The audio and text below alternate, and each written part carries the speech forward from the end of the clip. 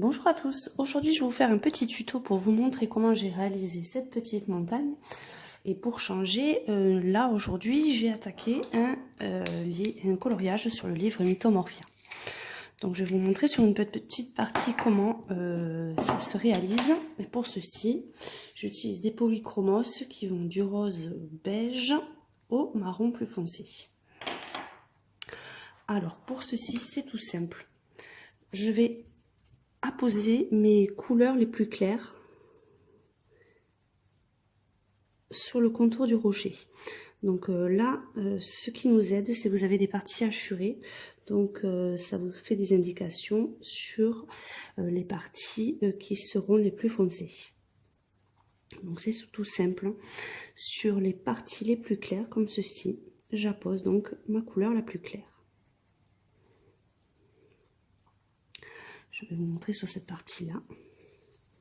Donc on fait le contour grossièrement, hein, puisqu'après je vais repasser dessus pour estomper. Donc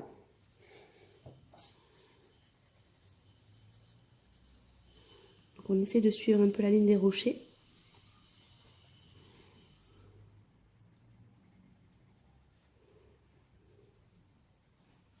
Comme ceci. Après, je prends mon marron le plus clair et je continue en suivant le rose beige et en descendant un petit peu.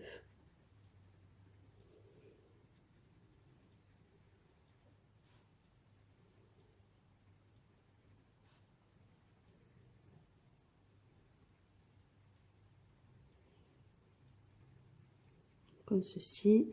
Je fais des touches légères. Je prends un petit peu sur le rose pour bien après que les couleurs s'estompent.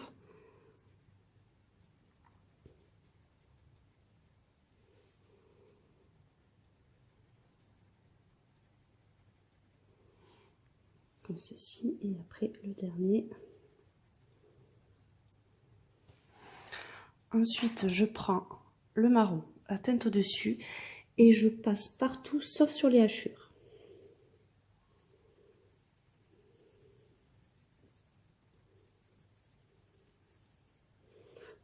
Pareil que précédemment, je passe un petit peu sur le marron un peu plus clair pour pouvoir estomper après plus facilement.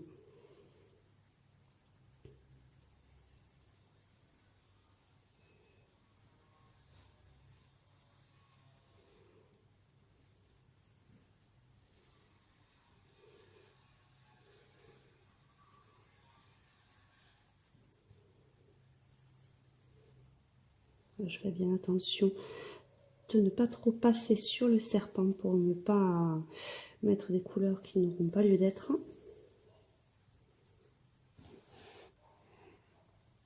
Et enfin, pour terminer, je passe le marron bleu plus foncé sur les parties hachurées.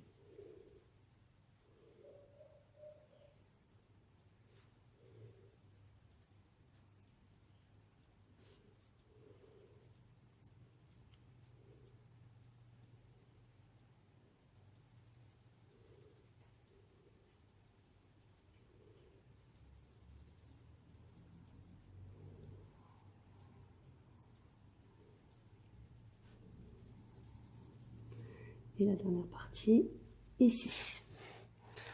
Ensuite, je reprends mon rose clair que je taille un petit peu avant de commencer. Et on va se mettre... Oh, pardon, excusez-moi, bouge un petit peu trop. Et là, avec le rose le plus clair, je passe sur la totalité du coloriage.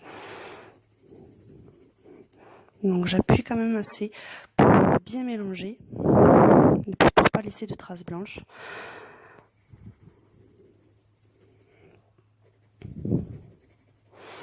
J'appuie bien sur la partie la marron plus foncée où il y a la hachure pour bien tout mélanger.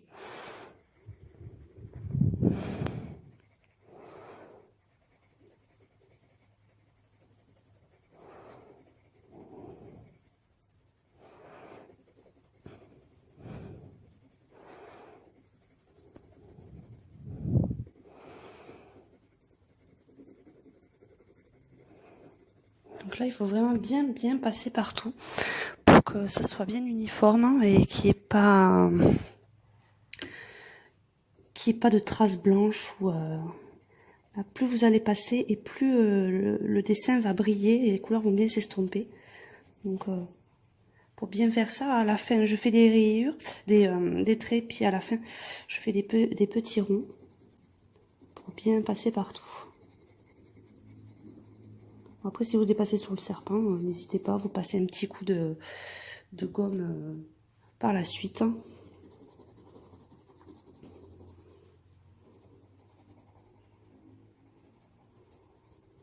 Vous passez vraiment bien partout.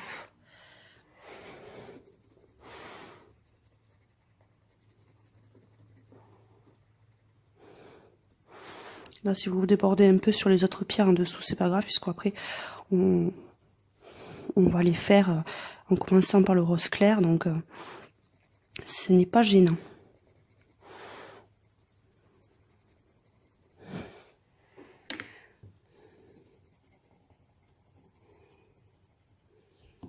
N'hésitez pas, si vous voyez que votre crayon n'est pas bien précis, de le retailler assez souvent.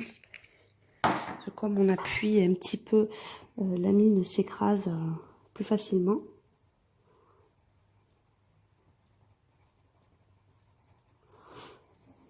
N'hésitez pas. Et après, passez partout en faisant des demi-cercles pour bien tout estomper. Et enfin, je vais, avec l'aide de ma gomme Derwent, passer à des endroits où il y a le clair, juste pour faire des petites touches de lumière.